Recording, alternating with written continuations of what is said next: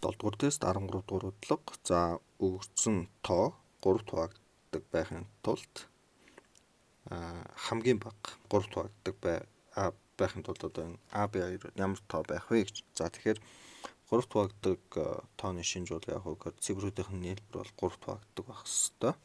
За тэгэхээр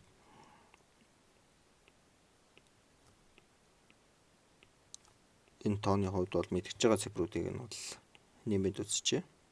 За 1 2 3 4 3 гэсэн юм цифрүүд байна. За энд бол 13 гарна.